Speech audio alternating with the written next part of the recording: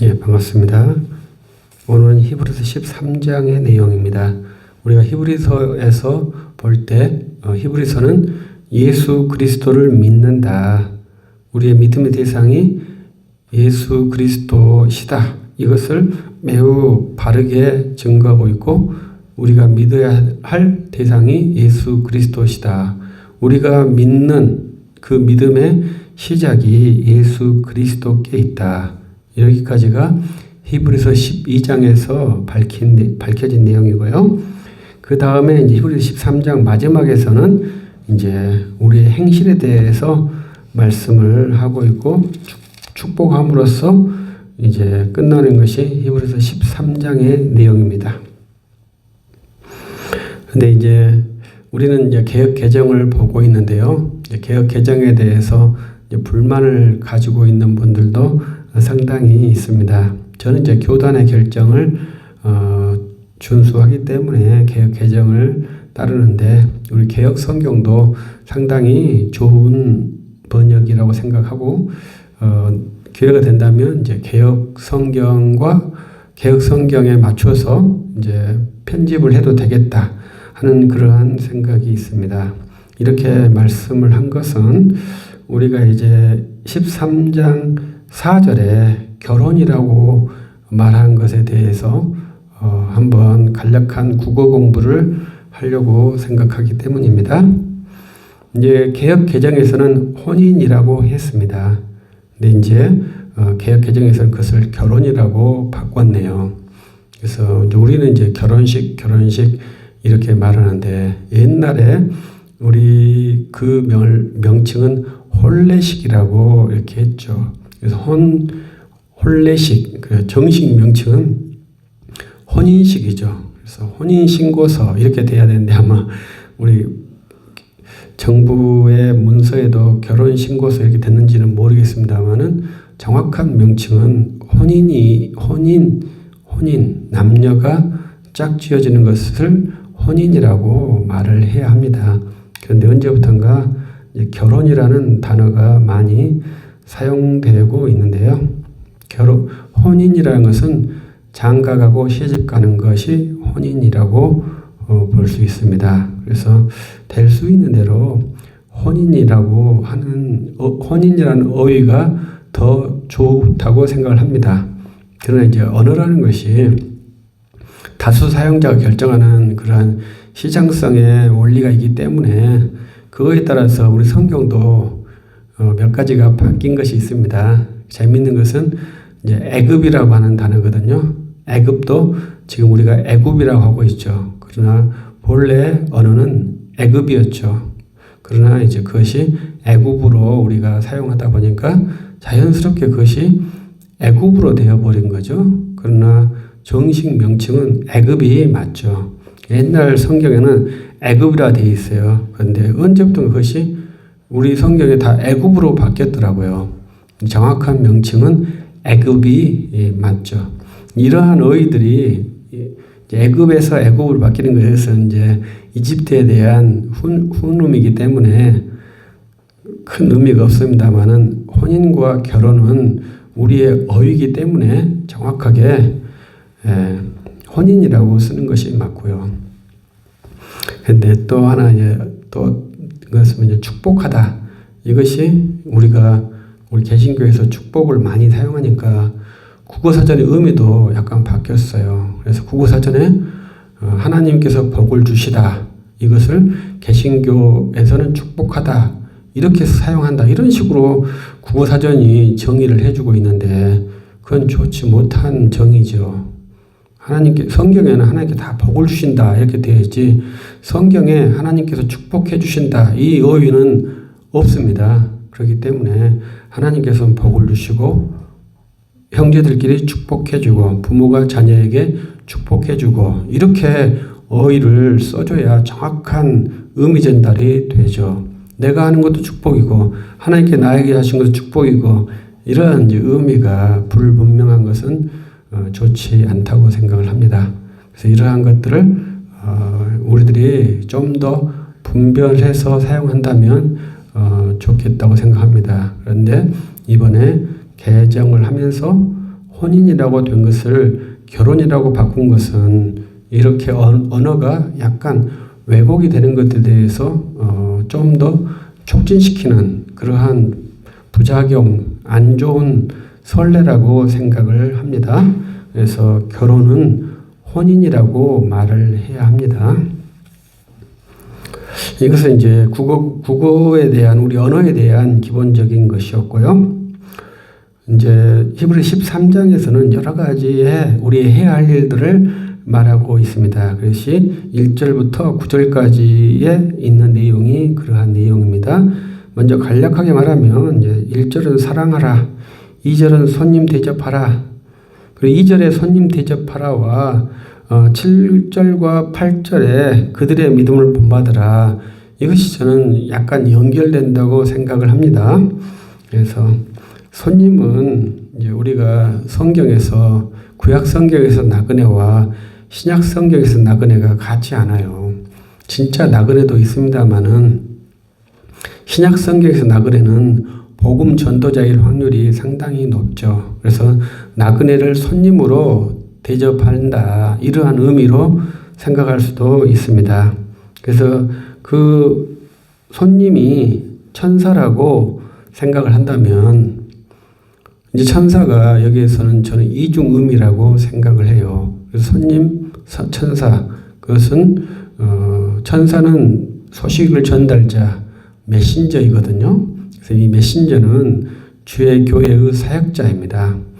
그래서 사역자를 대접한다. 근데 이 진짜 천사는 예수 그리스도시거든요.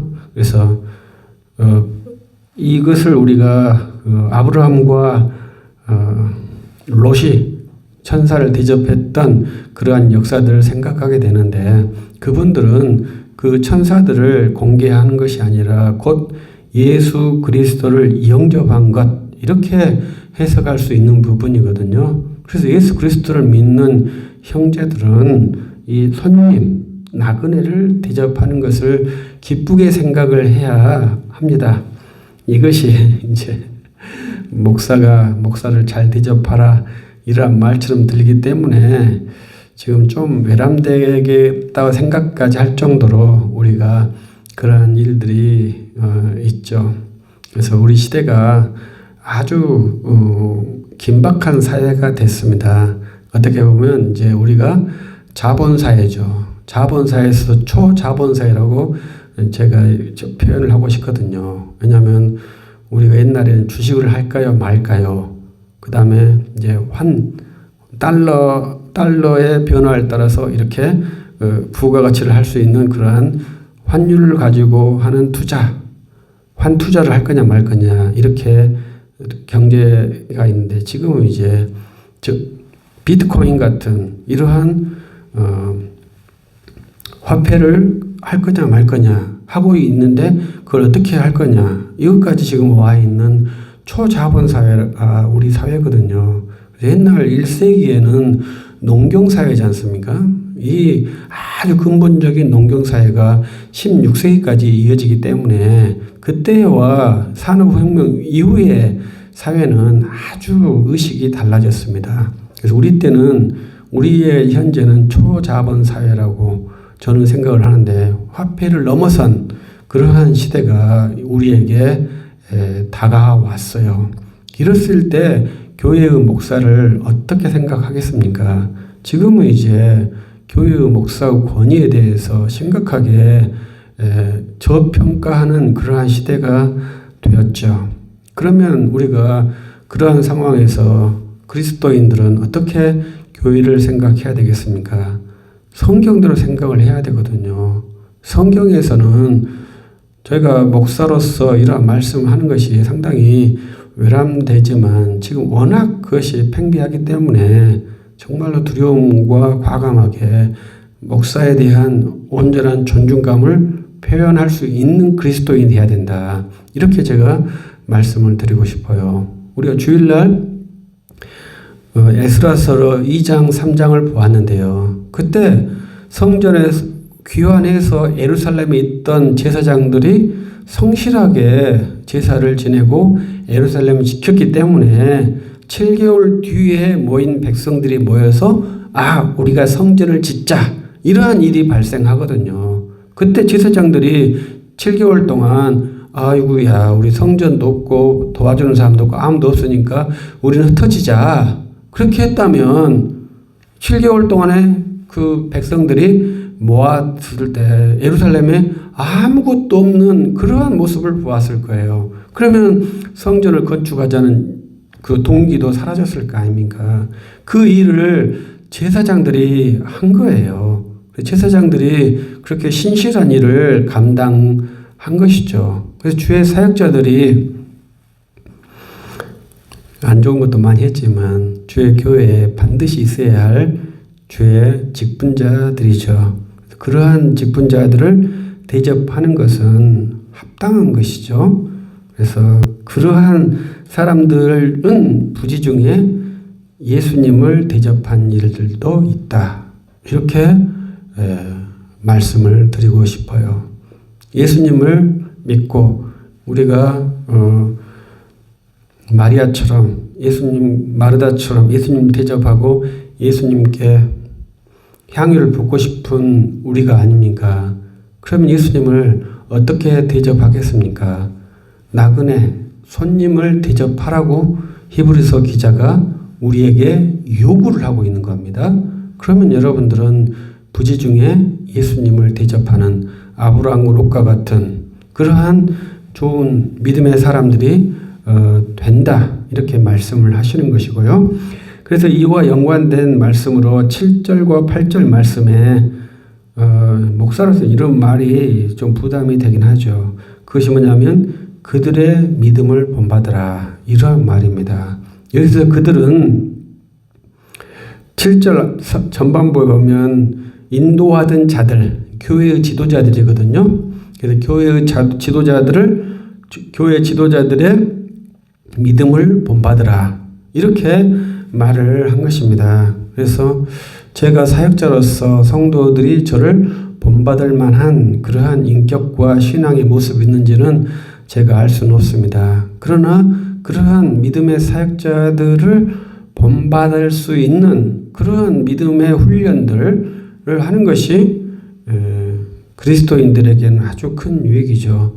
완전한 인간이었기 때문에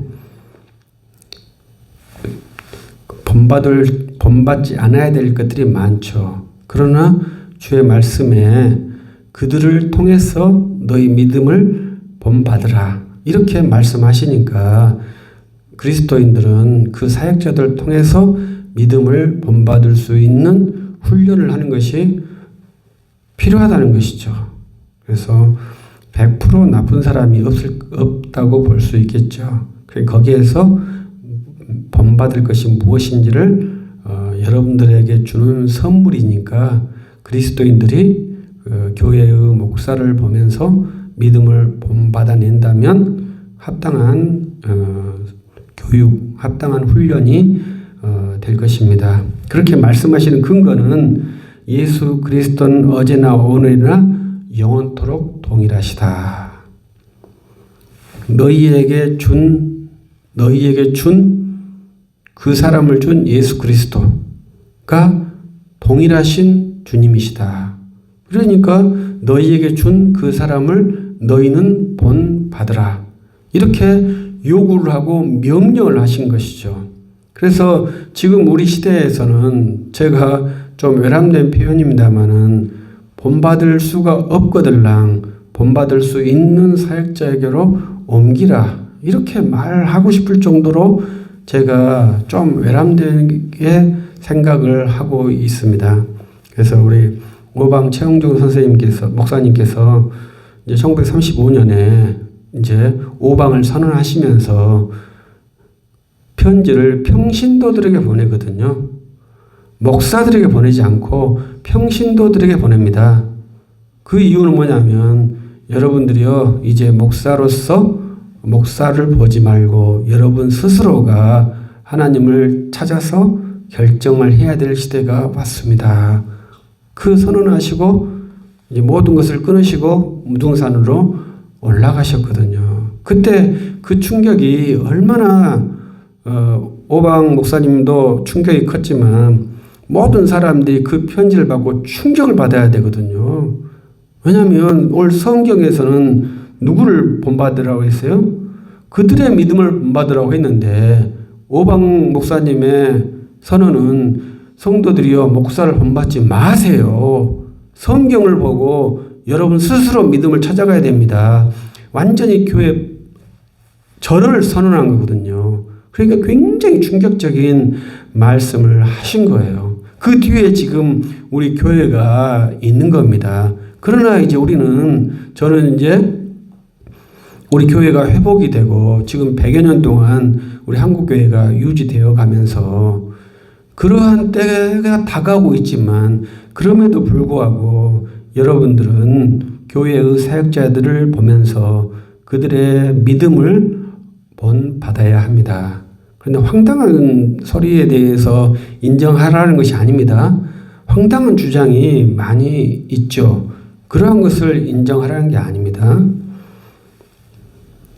그러나 합당하게 세워진 교회의 지도자들에게 있는 성품들, 믿음들을 여러분들이 잘 분별하셔서 본받는다면 예수 그리스도께서 여러분에게 주신 선물로서 그 지도자가 사용되는 것이죠. 여러분은 예수님께서 주신 선물로 받은 것이 매우 귀한 영적 훈련이라고 볼 수 있겠죠. 선물로 주었는데 이 선물이 독이라고 말하는 것은 좀 부당하지 않겠습니까? 목사는 예수님께서 여러 그리스도인에게 준 선물이죠. 그 예수 그리스도는 어제나 오늘이나 영원토록 동일하신 교회의 주님이십니다.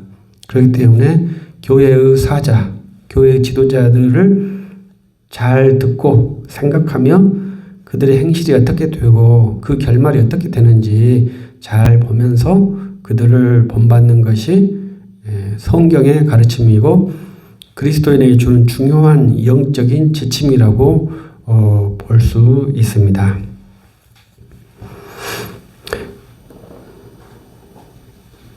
그리고 3절에는 약한 자를 돌보라, 약한 자를 보호하라 이러한 말이 있고요.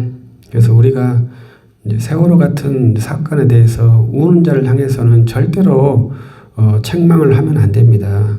우는 자를 향해서는 무조건 위로와 인내를 가져야 합니다. 비록 어쩌다 보면 잘못할 수도 있거든요. 그래도 우는 자에게는 먼저 울음에 대한 합당한 자세가 필요하죠. 그것이 인륜이라고 말할 수 있습니다.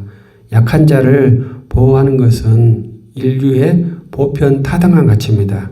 성경에서 보편 타당한 가치를 부정하는 것이 아니라 그러한 인륜적인 것을 보편 타당한 가치를 증진하고 있는 것이 우리 성경의 그 가치이죠. 그렇기 때문에 상당히 우리 기독교 복음이 좋은 거죠. 그러니까 좀 타종교로 말해서 그렇습니다만은 인샬라 해서 모든 것이 하나님 뜻이니까 알라의 뜻이니까 그냥 가자 이런 게 아니라 우리는 슬퍼할 때 슬퍼하는 그러한 인간이고 약자는 보호하는 그러한 인간이다 이 말이죠. 그 다음에 이제 혼인을 귀히 여기라 이렇게 말한 것은 우리 시대에는 진짜 뼈아픈 내용이라 하겠죠. 혼인해도 아이를 낳지 않겠다는 시대인데 그 혼인도 하지 않겠다고 말하는 그러한 시대가 되어서 성경 말씀을 믿는 주의 말씀을 믿는 그리스도인들은 혼인을 귀히 여기고 혼인을 해서 혼인의 복된 사물로 가정을 이루는 것이 합당합니다. 그러니까 지금은 혼인을 하지 않는 것도 일종의 간음이라고 성적 문제라고 볼 수 있죠. 그래서 간음과 음행과 간음이라고 이렇게 번역이 되어 있는데 좀 어려운 말이 똑같은 말 같잖아요. 음행과 간음. 그러니까 제가 했을 때는 성적인 무질서와 부당한 성관계 이렇게 말했는데 성적인 무질서의 관계에는 부당한 독신이 있는 것이죠. 우리가 성경에서도 독신을 허락하는데 딱 하나 주를 위한 독신은 허락을 해주죠. 그래서 매우 독특한 케이스로 주를 위한 독신이 허락되지, 자기 생활의 편의를 따라서 독신하는 것은 음행에 해당된다 이 말이죠. 부당한 성 질서를 갖고 있다 이 말이죠. 그래서 우리들은 합당하게 남녀가 혼인해서 합당한 가정을 이루면서 나아가는 것이 하나님의 창조를 깊이 이해할 수 있는 선물이고 유익이고요. 거기서 다양한 유익이 있고 또 다양한 고난도 함께 있죠. 그 다음에 5절은 돈을 사랑하지 말라.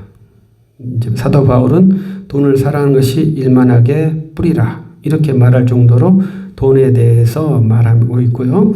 그 있는 것에 대해서 너희가 족하게 생각하라. 그리고 주님이 너희를 돕는 이시라 이렇게 아주 명시적으로 말씀하셔서 돈을 사랑하지 말라 이렇게 말씀을 합니다. 근데 저는 이런 말씀을 보면 돈을 사랑하지 말라 이것이 이제 계량화가 되지 않았다 이렇게 저는 말씀을 하거든요. 그래서 계량화라는 것은 내가 돈을 사랑하는지 사랑하지 않는지 어떻게 알겠습니까? 예수님께서 제자들에게 부자는 천국에 들어갈 수 없다 이렇게 말씀을 하시잖아요. 그리고 제자들이 깜짝 놀라가지고 아니 그러면 우리는 어떡하라고요 이렇게. 근데 그때 제자들이 돈이 많았겠습니까? 근데 제자들이 자기들이 천국 못 들어갈까 걱정을 했다는 것이죠. 그러니까 예수님께서 야 너희들은 돈도 없잖아. 너희들은 부자가 아니야. 이렇게 말씀하시지 않으셨어요. 예수님께서는 약대가 바르게 들어간다 이렇게 말씀하셨어요. 그래서 부자도 천국에 들어갈 수 있다. 주의 능력으로는 갈 수 있다. 이런 식으로 표현한 거예요. 여러분은 돈의 액수가 많으면 돈을 사랑한다고 생각하신가요? 돈의 액수가 많으면 돈이 부자로 생각하신가요? 부자는 돈의 액수와 관계가 없어요. 돈을 사랑하지 않는 사람은 존재하지 않아요. 그런데 왜 돈을 사랑하지 말라고 성경은 말씀하냐는 거예요. 이 당시에도 완전 이때는 농경사회잖아요. 새끼 밥만 먹으면 행복한 사회예요. 이 사회에서도 돈을 사랑하지 말라고 그러는데 지금 우리는 새끼 밥만 먹으면 짜증나고 죽는 시대예요. 우리는 돈이 있어야 사는 시대예요. 이 시대에 돈을 사랑하지 않는 것이 얼마나 어렵겠습니까? 그런데 우리는 돈을 사랑하지 않아야 되죠. 돈을 벌려고 연봉이 얼마니 뭐니 따지는데도 내가 돈을 사랑하는 사람일까요? 돈을 사랑하지 않는 사람일까요? 여러분은 그걸 어떻게 생각하신가요? 내가 돈을 사랑하지 않기 때문에 밥만 먹고 살려고 그렇게 사시겠습니까? 그건 대한민국 사람이 아니죠. 3만 불, 4만 불이 가는 그 사회에 사는 사람의 자세가 아니죠. 돈을 사랑한다, 사랑하지 않는다, 그 계량화는 우리 사회가 정해 놓았다고 봐야죠. 그래서 이제 우리가 시급을 가지고 한 달에 하면 지금 현재 기준으로 약 187만 원을 번다고 해요. 근데 187만 원이 아주 최소 1인 최소 비용이라고 봐야 되겠죠. 아르바이트 시급으로 했을 때 187만 원인 거예요. 그것은 합당하게 노동을 하면 반드시 그 돈을 받아야 되니까 일을 하면은 반드시 그 돈을 받게끔 되어 있다 이 말이죠. 우리는 데살로니가 전서에서 일하지 않는 자는 먹지도 말라 이런 말씀이 있잖아요. 그러니까 돈을 사랑함과 일 이것이 함께 있는 것이죠. 일이라는 것은 일하지 않으면 먹지도 않아야 되니까 일을 안 하면 돈도 없는 거잖아요. 그러니까 우리는 187만 원을 못 벌면 똑같이 게으른 자가 되는 것이죠. 돈을 사는 것과 게으른 것이 이렇게 상반된 것 같습니다만 똑같은 것이죠. 돈을 너무 사랑해도 게으른 자입니다. 그것은 영혼의 생명의 게으른 자죠. 육신의 게으른 자와 영혼에 게으른 자는 모두 다 징계 대상이 되어야겠죠. 그래서 돈을 사랑하지 말라는 것을 너무나 저는 소극적으로 받아들이라고 말을 하고 싶지 않아요. 그래서 적극적으로 경제활동을 하고 거기서 노동을 증진하는 그러한 수단으로 봐야지, 노동을 외면하는 수단으로 보면서 187만 원을 벌면서 만족하는 그러한 인생은 좀 좋지 않다고 생각을 해요. 그래서 우리는 연봉이 100억을 받으신 분도 계시는데 100억 연봉을 받아도 연봉이라는 것은 주인이 아니라 이 말이거든요. 그래서 우리는 주인된 삶을 살 수 있도록 열심히 일을 하고 거기에 나온 합당한 재화로 우리가 사는 것이 정당한 인생이죠. 돈을 사랑한다는 것은 나는 10만큼 일했는데 20, 30, 40, 50, 60을 받으려 한 것이 돈을 사랑하는 것이라 이렇게 볼 수 있죠. 내 연봉이 1억인데 내가 2억을 받고 싶다. 이건 돈을 사랑하는 것이죠. 내 연봉이 5천인데 5천을 받으니 내가 만족한다. 이건 합당한 가치죠. 이렇게 계산을 해줘야 돈을 사랑하는지 않는지를 평가할 수 있을 것입니다. 그래서 내가 일하는 가치가 얼만가 이걸 정확하게 산출할 수 있는 능력이 지금 우리 시대에는 좀 필요하죠. 그래서 그 가치에 따라서 내가 더 받을 수가 있겠죠. 그러면 이제 돌려줄 필요는 없겠습니다만은 그거에 대해서 내가 300만 원 받아도 되는데 350만 원을 주는구나. 내가 초과되었구나. 그만큼 잉여 가치에 대해서 어떻게 관리할 것인가. 이러한 훈련을 하는 것이 우리 시대의 하나의 관점이죠. 관점이 되어야 되겠죠. 근데 이제 우리는 내가 일한 가치가 500만 원인데 정상적으로는 급여는 400만 원 받는다. 이게 정상적인 사회 구조라고 우리가 훈련을 하고 있죠. 내가 회사에 가서 500만 원치 일했는데 내가 550만 원어치 급여를 받으면 그 회사는 반드시 망하죠.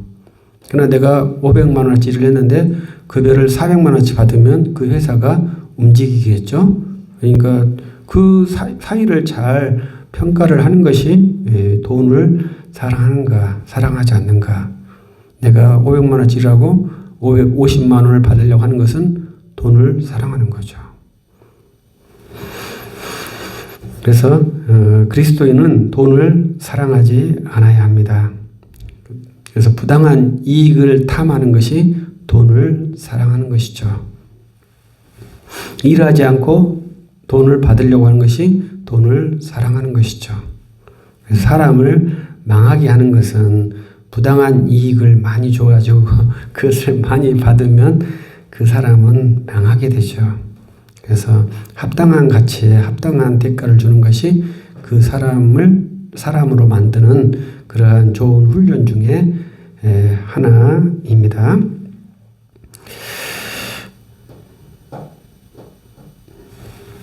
그 다음에 여러 가지 교훈을 끌리지 말라 이렇게 단언을 하면서 그 중에 하나는 음식에 대한 교훈을 갖고 있습니다.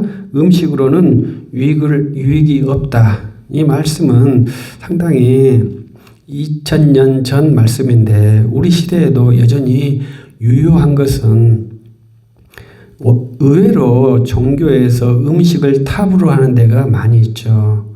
유대교도 그렇고 이슬람교도 그렇고 불교도 그렇고 안식교도 그렇고 음식에 타부가 있죠. 우리 무속에서도 음식에 타부가 있죠. 그래서 음식을 어떻게 정갈하게 만들 것인가 이렇게 해서 그걸 먹는 법도 같은 거 놓는 법도 같은 것을 다 하는 것이 무속의 기본이죠. 그리고 유대교는 피를 먹지 않는다, 뭘 안 먹는다, 우유하고 뭐 어떻게 섞어서 먹지 않는다. 이슬람교는 돼지고기를 먹지 않는다. 불교는 육식을 하지 않는다. 안식교도 육식을 하지 않는다. 이러한 다양한 음식법이 있는데 우리 기독교만은 음식법이 없잖아요. 그 음식법이 없는 것은 이러한 말씀 때문에 그렇습니다. 음식으로는 유익을 얻지 못한다. 이 말씀 때문에 그런 거죠. 이러한 말씀이 많죠. 그래도 형제를 위해서 음식을 절제한다. 이것을 우리 기독교의 음식의 그 강령이지, 음식의 영적인 의미, 구원의 조건을 포함시키지 않아요. 그것은 주 예수 그리스도께서 십자가에서 속죄제사를 드림으로 그 먹음의 제사, 먹음의 형태를 완전히 철폐하셨기 때문에 우리에게는 음식의 규례가 없죠. 그래서 무분별하게 음식을 먹는 것은 좋지 않겠습니다만은, 그러나 그것은 건강의 문제이지 영의 문제가 아닙니다. 그런데 많은 종교들은 그 음식을 가지고 영적인 유익으로 연결하는 것인데 부당하다고 히브리서 13장 9절에서 말씀을 하고 있죠. 좀 마지막으로 10절부터 16절까지는 좀 굉장히 어려운 내용이라고 생각합니다. 그래서 이 내용을 이제 칼빈 주석이나 오웬의 글을 보았는데 아주 명료하게 제시는 하지 않았더라고요. 그래서 좀 더 연구를 해야 되는 부분인데, 그것은 이제 10절의 말씀에 장막에 섬기는 자들은 그 제단에서 먹을 권한이 없다, 이런 말이에요. 그리고 주님이 육체는 영문 밖에 불살라졌는데 우리들은 영문 밖으로 가자고 그렇게 말씀을 해요. 그것도 상당히 어려운 말이고요. 이제 이러한 말이 좀 어려워요. 그래서 10절부터 16절까지는 논리적으로 논리가 전개가 안 되는 그러한 문장이라고 생각을 합니다. 그럼에도 이 문장이 복된 가치는 예수 그리스도를 정확하게 말하는 것이고, 12절에 보면 예수도 자기 피로써 백성을 거룩하게 하려고, 이 문장이죠. 그러죠. 예수께서 자기 피로써 백성을 거룩하게 하려고, 이렇게 보는 것이 좋겠죠. 그것은 예수님의 피로 백성이 거룩하게 된다, 이러한 말씀이죠. 참 놀라우신 말씀이죠. 그래서 우리가 피로써 거룩하게 된다, 이러한 의미를 어떻게 우리가 수용해야 할까요? 그것은 요한 1서 1장 9절을 보면 너희들이 십자가의 피를 고백함으로 너희들이 죄를 사함받고, 이러한 말이에요. 우리가 십자가의 피를 고백함으로써 우리 죄가 사함받는다, 우리가 좀 더 거룩해진다, 이러한 말이거든요. 그러니까 너희들 십자가 피 하면 거룩해지냐, 이렇게 말씀하시죠. 그래서 우리 기독교는 기본적으로 주문의 종교가 아닙니다. 나미아미타불라며 뭐 이렇게 주문 막 해가지고 그러한 것을 반복적으로 해서 어떤 것이 일어난 것이 아니라요, 의미의 종교라고 말씀을 드리고 싶어요.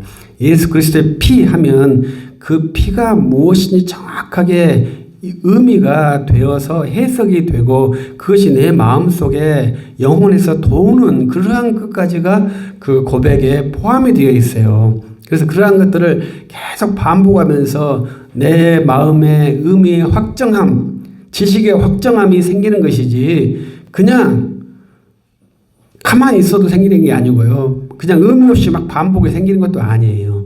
그래서 예수 그리스도의 피를 고백할 때 그 피가 종합적인 예수 그리스도께서 이 땅에 오신 목적, 예수 그리스도께서 피 흘리심, 그리고 그 피를 성소에 가져가심, 이러한 것으로 이해할 수 있고요. 그 몸이 영문 밖으로 나아갔으니 우리도 영문 밖으로 나아가 그의 고난에 동참하자, 이렇게 지금 선언을 하고 있어요. 그래서 우리가 영문 밖으로 나가서 주님께서 당하신 그 남은 고난, 사도 바울은 남은 고난을 우리가 감당해야 된다.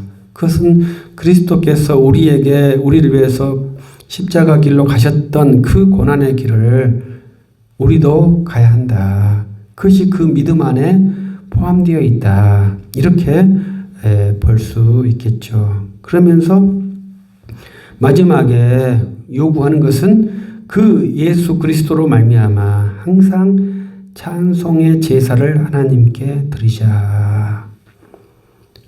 사도 바울은 로마서 12장에서 신령과 진정으로 드릴 영적 예배니라. 그때 영적 예배를 영어 성경에서는 reasonable, 합리적인 예배라 이렇게도 말하기도 하거든요.